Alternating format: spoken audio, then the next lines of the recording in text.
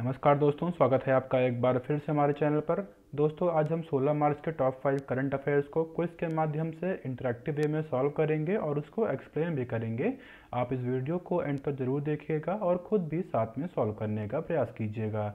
और दोस्तों, इसी वीडियो के एंड में हम यूपी पीसीएस का एक प्रीवियस ईयर का क्वेश्चन डिस्कस करेंगे, क्योंकि हम सभी जानते हैं कि 14 मई को यूपीपीसीएस की प्रारंभिक परीक्षा आयोजित होने वाली है। तो उसी दिशा में हम या जो है डेली एक क्वेश्चन को डिस्कस करेंगे। आप भी साथ में सॉल्व करिएगा। तो आइए दोस्तों, शुरुआत करते हैं। हमारा पहला करंट अफेयर है, हाल ही में खबरों में रहा टोरिनो स्केल किस क्षेत्र से जुड़ा है? ऑप्शन देख लीजिए आप। ए मौसम, बी अंतरिक्ष विज्ञान, सी सुनामी, डी भूकंप। आपने इस क्वेश्चन को पढ़ लिया दोस्तों। इसका जो करेक्ट आंसर है वह है बी अंतरिक्ष विज्ञान। दोस्तों, पहले हम ये जानेंगे कि यह चर्चा में क्यों है, फिर हम जानेंगे टोरिनो स्केल होता क्या है। दोस्तों, यूरोपियन स्पेस एजेंसी के साइंटिस्ट ने ऐसा अनुमान लगाया है कि 14 फरवरी 2046 तक एक क्षुद्रग्रह मतलब एक जो है एस्ट्रॉइड जो है पृथ्वी से टकरा सकता है। दोस्तों, ऐसा वो मतलब किस माध्यम से पता लगाए हैं? तो दोस्तों, जो है टोरिनो स्केल है, इसी माध्यम से वो ऐसा पता लगाए हैं, इसी माध्यम से एक्चुअली पता लगाया जाता है।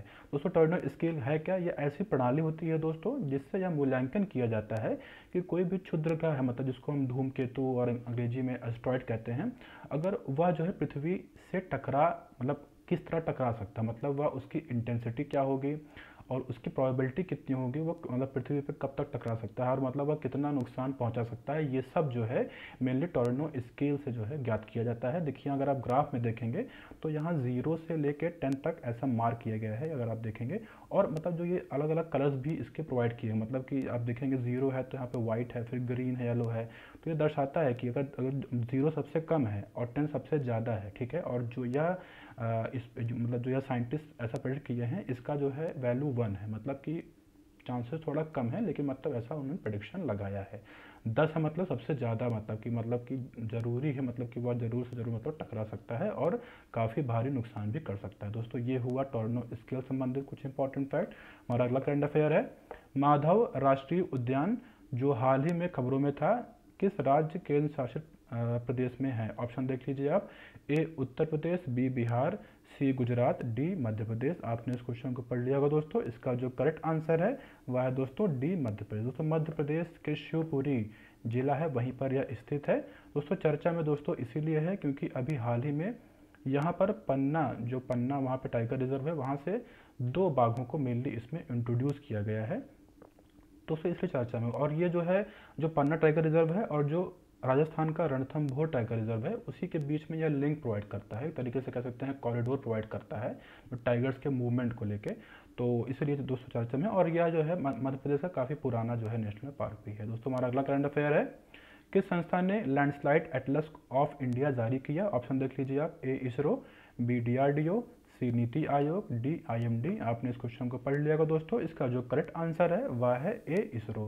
दोस्तों, इसरो की एक शाखा है नेशनल रिमोट सेंसिंग सेंटर, उन्होंने ही जो है यह लैंडस्लाइड एटलस ऑफ इंडिया को जारी किया है। और दोस्तों, इसमें ये बताया है कि 1998 से लेके 2022 तक कहाँ पर लैंडस्लाइड मतलब जिसको हिंदी में भूस्खलन कहते हैं, वहाँ पर सबसे ज़्यादा मतलब एक तरीके से कहें तो हॉटस्पॉट एरियाज़ को इसमें जो है मेनली एटलस में बताया गया है।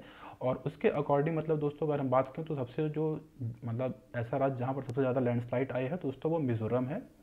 और दोस्तों, इसके बाद उत्तराखंड का ना मतलब की रैंकिंग है, फिर उसके बाद केरला है, ठीक है।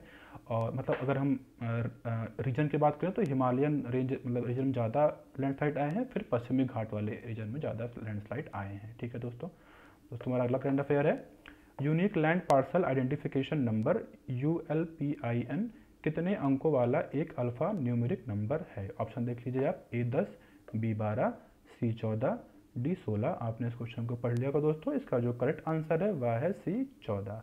दोस्तों, यह अल्फा न्यूमेरिक नंबर मतलब कि अल्फ़ाबेट और नंबर्स दोनों को मतलब मिलान करके ऐसा 14 अंकों का नंबर होता है। और दोस्तों, यह होता क्या है, मतलब एक तरीके से देखा जाए तो अगर मैं इसको बिल्कुल आसान भाषा में कहूँ तो ज़मीन का आधार कार्ड होता है।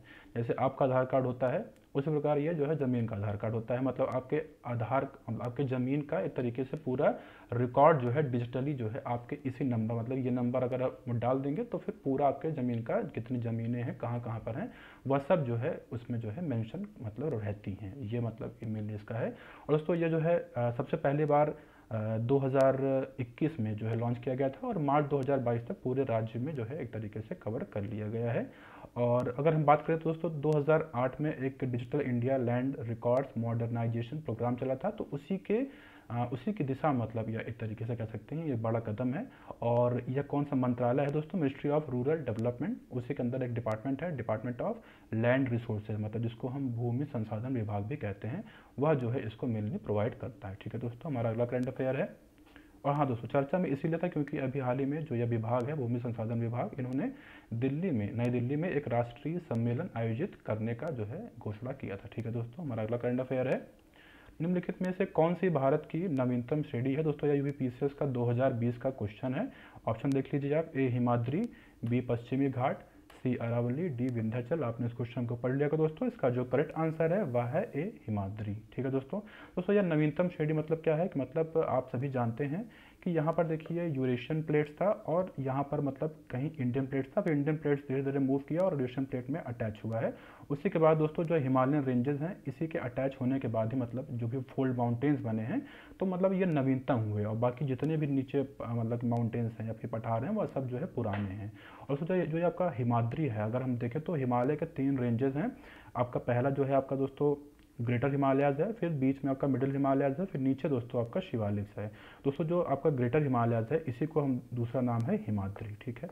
और हिमाद्री में दोस्तों मेनली जितनी भी बड़ी चोटियाँ हैं, सबका माउंट एवरेस्ट, K2, कंचनजंगा, वह इसी में आती हैं। ठीक है दोस्तों, तो आज के लिए इतना ही करंट अफेयर है। इस वीडियो को देखने के लिए धन्यवाद। आपका दिन शुभ हो।